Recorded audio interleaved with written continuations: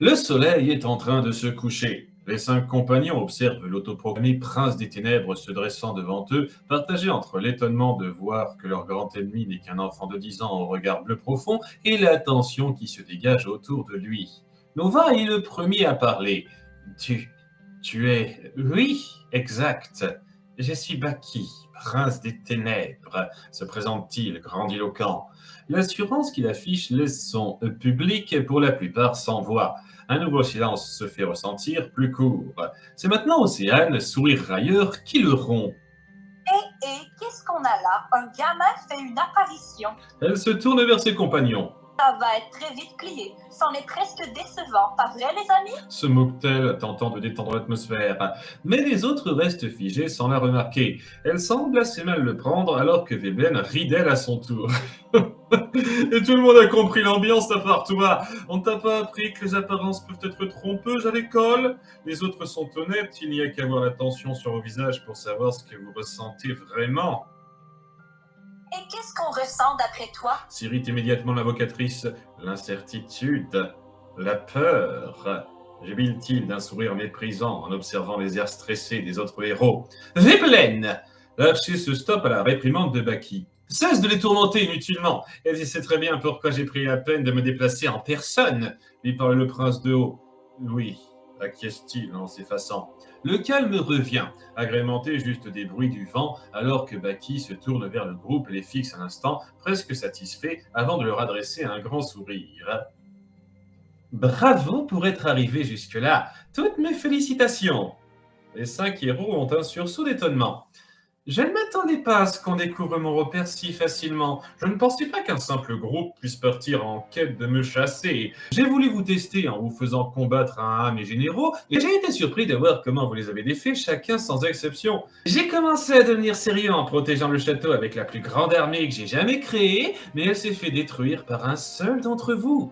Et ce qui m'a le plus surpris, c'est qu'alors que vous étiez en comité restreint, vous avez vaincu les frères Bled, un trio de démons redoutés chez nous sans aucune perte, poursuit-il. Qu'est-ce que tu comptes faire maintenant? Demande Nova sur le qui-vive. Je tiens à vous récompenser pour vous féliciter de votre pugnacité. Le groupe a un nouveau sursaut. L'assurance et la complaisance du prince se fait de plus en plus perturbante. Nous récompenser? Ce que vous devez désirer le plus au monde, c'est avoir ma peau, non? À ces paroles, accompagnées d'un sourire arrogant de Baki, la tension s'élève d'un cran.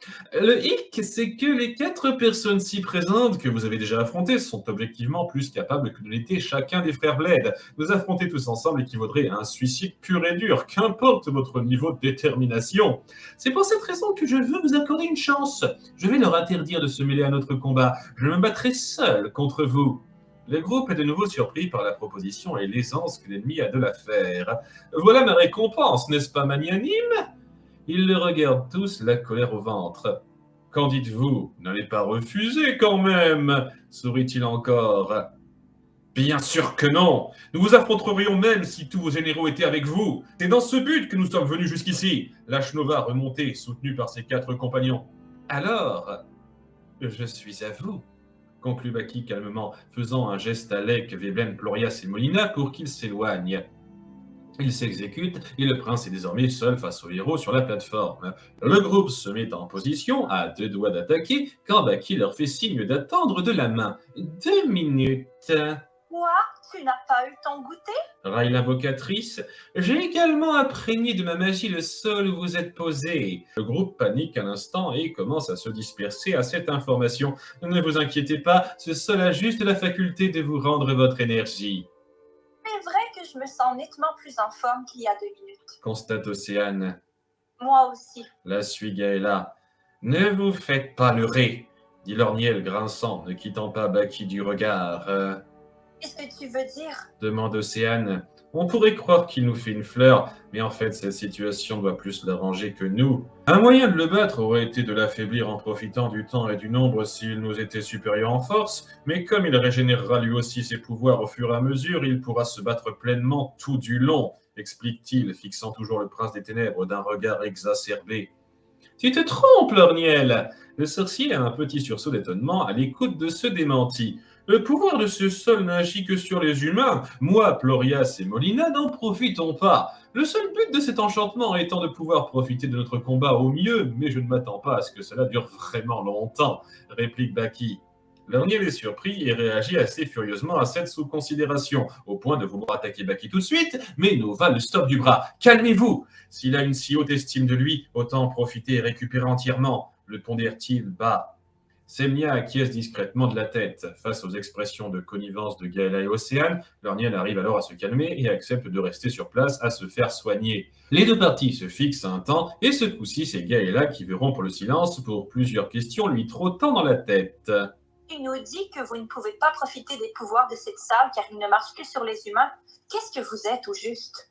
C'est vrai, j'ai aussi entendu que les frères Bled étaient des démons. Qu'est-ce que ça veut dire? Enchaîne Océane. Je me sens d'humeur à répondre à vos interrogations. Et je pense que vous avez remarqué un détail physique chez Molina puis Lorias et les frères Bled qui a dû vous étonner. Les espèces d'yeux bizarres sans pupilles. Il faudrait être aveugle pour ne pas le remarquer. Chasse d'invocatrice.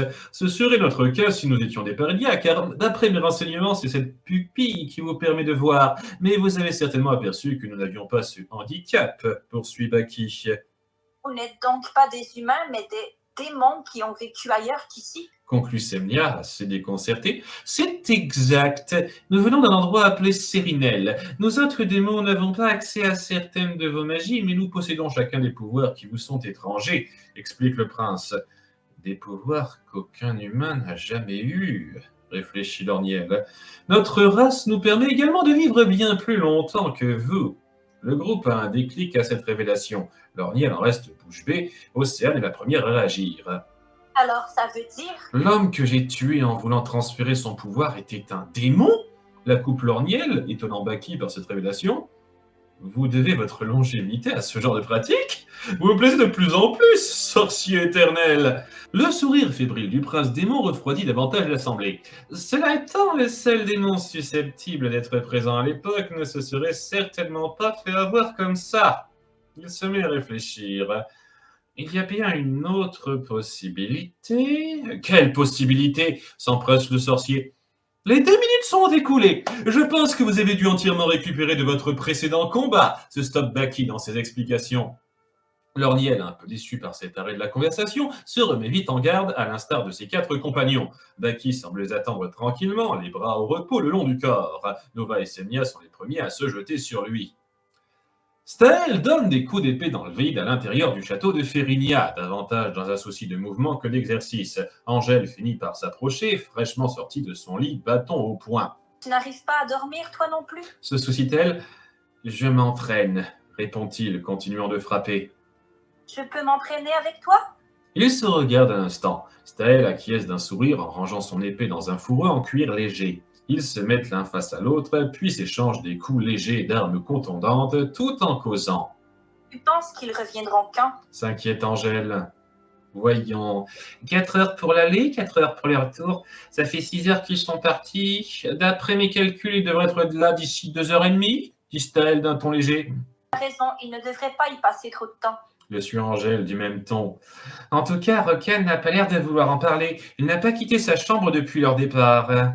J'aurais bien aimé voir la raclée qu'ils sont en train de mettre à Baki. Comme celle que tu vas te prendre tout de suite. Dans cette pique taquine, Staël accélère la vitesse de ses coups et qu'Angèle évite facilement en reculant avant d'en profiter pour l'envoyer à terre d'un balayage. Tu disais? Sourit-elle en pointant le bout de son bâton vers le cou du garçon. Hé, vous n'êtes pas autorisé à circuler dans le couloir à cette heure-là. Les réprimants d'un garde qui passe alors par là. Grondés, Angèle aide Staël à se relever et ils s'apprêtent à regagner leur chambre sous la surveillance du garde aigri. Dis, tu penses sincèrement qu'ils vont tous bien? Se soucie la fille blonde, redevenant totalement sérieuse. Staël la rassure d'un sourire et d'un geste du pouce, alors qu'ils se séparent pour retourner dans leurs petites chambres invitées. À côté l'une de l'autre, le garçon s'assied sur son lit, toujours peu disposé à dormir. Gaëla. Baki évite sans souci les couteaux de Semnia et arrête avec ses 2 doigts le bout de la lance de Nova à distance, le soulevant sans peine, lui et son arme, et l'envoyant vers Gaëla qui s'apprête à attaquer. Elle se prend Nova en pleine figure et les deux restent sonnés un instant. Semnia l'attaque alors de côté, tandis que Lorniel lui envoie une vague de boules électriques, mais Baki réduit à néant les projectiles du sorcier d'une projection magique à de la main tout en esquivant aisément chaque coup de couteau porté. En l'espace d'un instant, sa main se voit entourée d'une aura noire et transperce le ventre de Semnia, qui n'a pas eu le temps de reculer face à la vitesse du prince. Océane, d'abord tremblante, ne tarde pas à réagir. Oh, magnifique Ondine, permets-moi de couler mes adversaires. Oh oh réagit Baki, amusé. Ondine apparaît alors et envoie des trombes de disques d'eau vers Baki, le faisant s'éloigner d'une Semnia sanglante au sol. L'invocation se dépêche alors d'apposer ses mains sur la blessure et de refermer partiellement la plaie. Elle n'a pas le temps de la soigner davantage, car Baki l'attaque, les mains imprégnées de la même aura noire.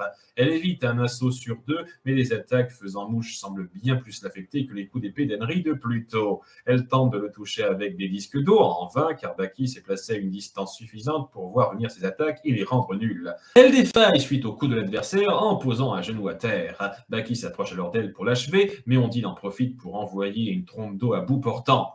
Seulement, à sa grande surprise, Baki en cache le choc sans dommage en formant son aura noire au niveau du torse et lui porte un grand coup vertical, la réduisant à l'état de gouttelette giclant dans l'air. Océane, qui reprend le contrôle de son corps, s'effondre. Il a vaincu sans problème ma meilleure invocation. Constate-t-elle, haletante, atterrée. À peine remis de sa victoire, Baki voit Nova foncer dans sa direction pour l'attaquer. Il bloque de nouveau sa lance de la main, ce qui semble assez irriter le chef. « Tu ne sais rien faire d'autre ?» plaisante-t-il. Il le soulève ensuite par magie et le frappe au sol à plusieurs reprises en ricanant. Le lancier, sous la violence des coups, finit par perdre connaissance et Baki le jette à terre. Nova, S'inquiète Semnia, rampant vers lui, faible suite au coup au ventre qu'elle a reçu. Gaëla est désormais seule face au prince démon. Elle reste en garde et ne bouge pas, tétanisée par le spectacle des pouvoirs de son adversaire. Alors que Baki s'apprête à l'assaillir, Lorniel surgit derrière lui et fait jaillir un important jet de flamme de la paume de sa main gauche. Baki le stoppe de sa main droite et se prépare à l'attaquer de l'autre main, mais le sorcier utilise ensuite sa main droite pour générer un souffle glacé, forçant le prince des ténèbres à bloquer de sa main gauche. S'ensuit un face-à-face tendu entre deux, les deux souffles de feu et de glace finissent par se rejoindre et former un souffle plus puissant qui semble déstabiliser Baki. Il augmente alors la puissance de son aura noire et finit alors par réjecter le sorcier à quelques mètres, mais n'a pas remarqué Gaëla qui s'est faufilé derrière lui et qui lui donne un coup d'épée dans le dos. L'arme ne s'enfonce pas profondément et ne laisse qu'une coupure bénigne à la surprise de la jeune femme, mais il semble tout de même assez mal le prendre et se tourne vers elle dans l'intention de lui faire payer le coup. Le sorcier envoie alors une boule d'éclair sur son entaille que Baki a interceptée en passant sa main dans son dos. « Je t'ai vu venir, Lorniel » sourit-il en se retournant. Il est alors surpris de voir une dizaine de disques de feu tranchants générés par le sorcier à quelques centimètres de lui. Il ne semble pas en mesure de les parer ou les esquiver. Gaëla s'éloigne de l'énorme explosion qui retentit alors, masquant à un instant la visibilité à l'endroit où se trouve le prince. « Je l'ai eu » se questionne Lorniel, un peu essoufflé.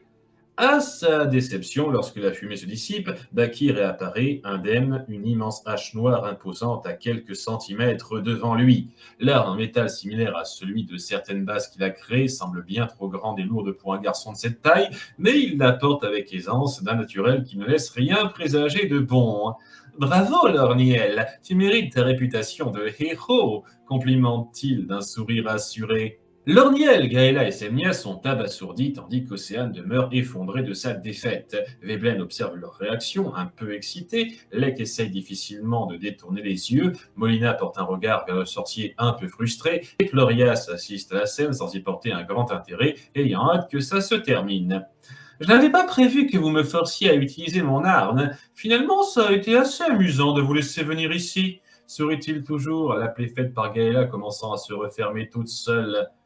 « Nous laisser venir, tu dis ?» finit par réagir Lorniel. « Si mon intention avait été de m'assurer de votre mort au départ, vous n'auriez jamais pu aller aussi loin que le château que j'ai créé à Seploka. Mon principal but était de me divertir en observant vos exploits. Seulement, il est temps de tourner la page. » Il saisit sa hache et se jette sur Lorniel. Ce dernier tente de le repousser à coups de boule d'éclair, mais l'arme de Baki les balaye toutes. Il se poste rapidement face au sorcier et le fait tituber d'un coup de coude. Il s'apprête alors à le frapper de sa hache quand Gaëla s'interpose pour tenter de le bloquer, mais son épée se brise sous le choc de la hache qui blesse brièvement l'épaule droite. « Gaëla !» crie Lorniel. Il fait alors résonner un bruit strident avec ses mains qui secouent Baki, puis attrape l'épéiste pour s'éloigner de lui à toute allure en projetant de l'air par la paume dans sa direction. Est-ce qu'elle va bien? S'inquiète Semnia, pouvant désormais marcher avec difficulté. L'atmosphère de l'endroit lui permet de recouvrir lentement. Sans ça, elle ne tiendrait pas plus de 2 minutes, et examine le sorcier.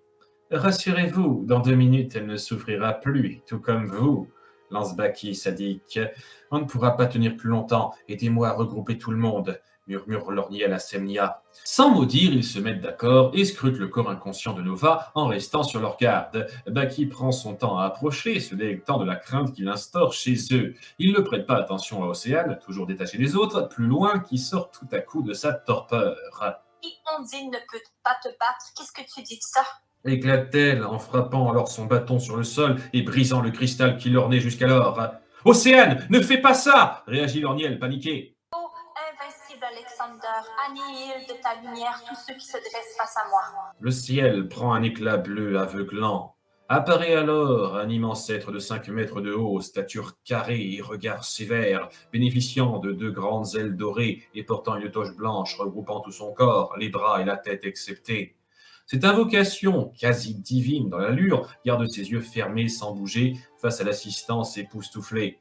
Océane semble lutter dans sa tête pour la contrôler, mais Alexander résiste et très vite l'invocatrice est dépassée et s'évanouit par la supériorité mentale de celui qu'elle désirait manipuler.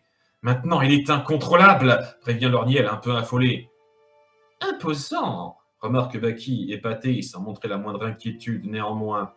Alexander envoie alors de ses mains des rayons lumineux de toutes parts de la plateforme. Tout le monde s'écarte pour les éviter, sauf le prince qui veut accueillir un de ces rayons de sa main droite baigné d'aura noire, sûr de lui, mais le rayon est si puissant qu'il le fait légèrement reculer et le fait signer de l'avant-bras. Un autre rayon arrive vers lui, qu'il bloque difficilement de sa hache. Étonné et irrité d'être égratigné, il perd alors son calme et fonce se frotter à Alexander. Personne ne peut m'atteindre impunément! Sans réfléchir, il se lance dans un duel gargantuesque avec l'esprit invoqué. Ses coups de hache en taille de colosse, qui ne peut pas prendre le luxe de s'envoler hors de portée à cause des tirs d'énergie qu'il se prend dans les ailes parallèlement, donc il se contente de riposter par rayons de lumière et puissants coups de bras que Baki encaisse en serrant les dents. Lorniel en profite pour regrouper Gaëla et Océane, toutes deux inconscientes, tandis que Semnia perçoit Nova dans les vapes, les yeux à peine ouverts, à proximité d'un trou de la plateforme causé par Alexander.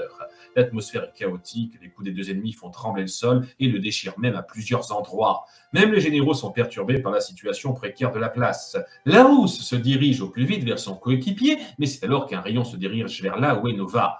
Par un courageux effort, Semnia bondit et arrive à le sortir du champ de lumière in extremis, tombant alors à 2 mètres de Lek. Celui-ci la fixe, feignant l'air indifférent pendant quelques secondes, quand un autre rayon frappe à proximité, projetant Semnia vers un des trous de la plateforme. Lek la rattrape alors machinalement avant qu'elle ne tombe dedans, lui faisant légèrement saigner le bras malgré lui.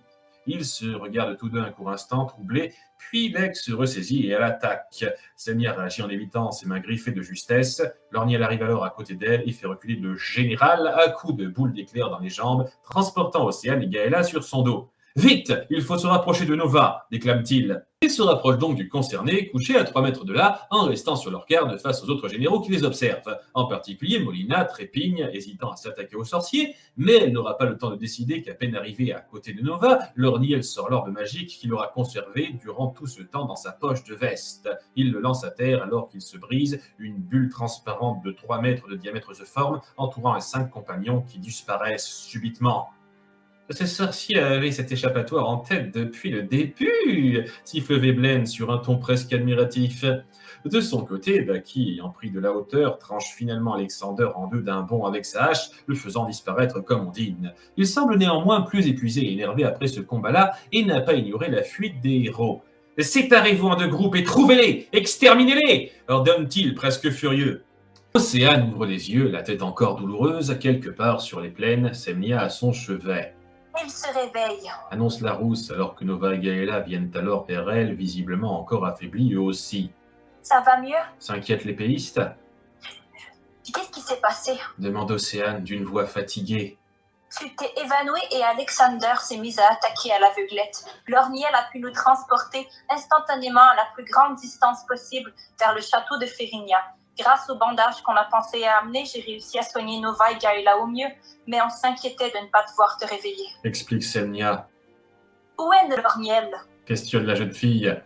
Semnia pointe son doigt vers le sorcier, assis sur un rocher à une vingtaine de mètres, pensif. Océane, lèvres tremblantes, se lève alors pour se diriger vers lui, humble. Il ne détourne pas son regard du sol en l'entendant approcher, ni ne réagit quand elle tente maladroitement de détendre l'atmosphère. Au moins, il fait toujours beau. Il ne bouge même pas la tête. La demi-douzaine de secondes de silence paraît alors une éternité à l'invocatrice. Écoute, Lorniel la gifle alors soudainement en se levant, la coupant dans ses paroles. La puissance du coup, Océane tombe à terre, se tenant la mâchoire médusée. « Je t'avais dit de te débarrasser du cristal de ton sceptre sous aucun prétexte. Par ton inconscience, tu as mis tout le groupe en danger. » La réprimande-t-il d'une voix forte, le regard inhabituellement sévère. Océane fixe ce regard quelques secondes, puis effondrée, elle ne peut s'empêcher de baisser la tête et verser une larme avant de s'éloigner sans rien répondre. L'atmosphère devient tendue après ça, et Nova, essayant de garder l'esprit aux priorités, intervient. Il faut qu'on se mette en route pour le château de Ferrinia. Là-bas, on sera soigné complètement et on pourra mieux réfléchir à la situation. Ça l'ambiance. Dit Gaëla, bas à Semnia, qui observe pensive la plaie que l'aigle lui a faite quand il l'a sauvée de sa chute. Et tous commencent à marcher. Océane déconfite se tient à une distance appréciable de Lorniel, pensif également, qui s'est placé en tête. Nova, le remarquant, se rapproche du sorcier pour lui parler à part. « Vous êtes tracassé ? S'enquiert-il ? C'est juste quelque chose que je n'arrive pas à m'enlever de la tête. Ne vous inquiétez pas, elle finira bien par vous pardonner ce geste. Ça n'a rien à voir avec ça !» Non. À l'espace d'un instant, il fait une mine coupable, mais se ressaisit vite pour en venir au fait. À chaque fois qu'on rencontrait un de ces démons, mes yeux se sentaient submergés par cette sensation dont je vous ai parlé. De même, lorsque nous étions en présence des socles qui ornaient les pierres qu'on a détruites, ou de legs qui portent les mains du même composant. On peut donc affirmer, sans trop se tromper, que c'est cette présence démoniaque qui veut faire surgir ce monstre en moi, énumère Lorniel avec un peu d'amertume. C'est vrai que c'est logique, acquiesce Nova. Cependant, je n'ai pas ressenti cette sensation en présence de Baki. Et ce, malgré la présence de Molina et Plorias, je me sentais presque normal. En effet, c'est étrange. En plus, tout ce que nous a dit Baki me donne matière à réfléchir. Cette sensation m'est revenue il y a 23 ans. C'est peut-être l'instant où lui et ses démons sont apparus à Eperdia. Il a bien dit qu'il ne devait y avoir qu'un seul démon possible qui ait pu subir mon sort de transfert de pouvoir il y a 137 ans. Il se serait préparé pendant 3 ans avant de lancer son insurrection. C'est très probable. Il faudra discuter de tout ça devant le roi de Ferrinia et ses conseillers quand nous serons arrivés. Quelques heures plus tard, le groupe ayant rejoint le château et donc retrouvé Angèle, Stal et Rocan est réuni autour d'une table ronde. Nova et Semnia y racontent ce qui s'était passé au roi de Ferron, entouré de ses 2 conseillers, dont la longue chevelure blanche du plus âgé se mélangerait presque à sa barbe fournie. Stel s'est posée à côté de sa sœur, tandis qu'Angèle s'est placée près de Nova, tous les deux à la fois inquiets de ce que leurs veilleurs ont subi et rassurés de les savoir en vie. Océane, quant à elle, encore chambardée de son altercation avec le sorcier, se colle à Rocan, qui est un peu gêné. Le résumé de leur échec par Nova et Semnia résonne en mauvais augure pour les représentants du pouvoir et les quelques gardes présents. Si je comprends bien, Baki est tellement puissant qu'à vous 5, vous n'avez plus que l'égratigner, résume Ferron, contenant assez mal ses tremblements. Il n'a pas montré toute l'étendue de sa puissance, insiste Lorniel. Même en regroupant les meilleurs magiciens, il faudrait des dizaines d'années avant de pouvoir créer un orbe assez puissant pour avoir une chance de le vaincre, s'accable le plus jeune conseiller.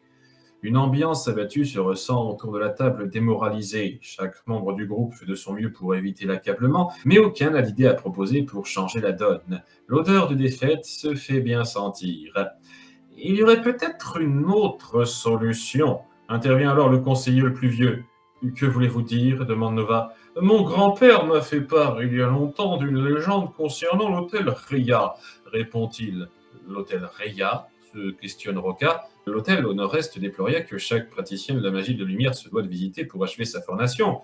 Tous les guérisseurs sont supposés le connaître, réagit le plus jeune conseiller. Ah oui, c'est vrai, désolé, s'excuse-t-il gêné. Le vieil homme poursuit ses explications en pointant l'emplacement du dit hôtel sur la map monde présente dans la salle.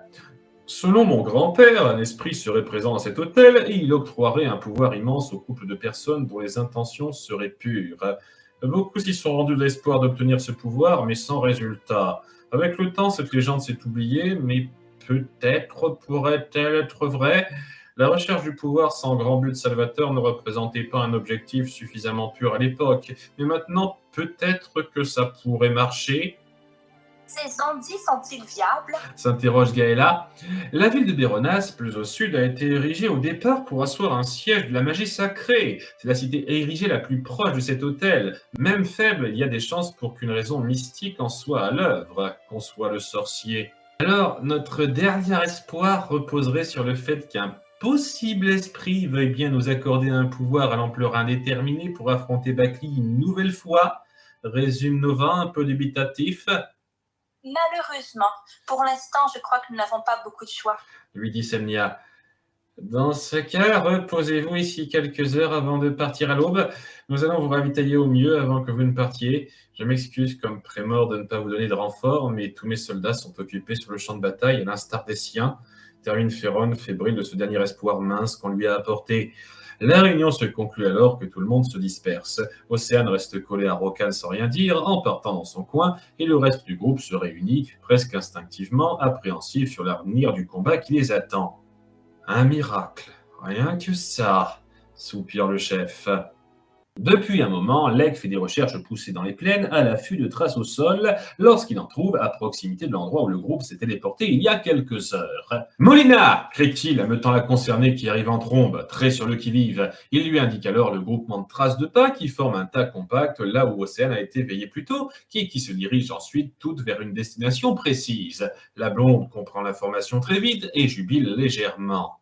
Parfait, je vais enfin pouvoir te rendre l'affront que tu m'as fait au centuple, Lormienne. Vocifère-t-elle.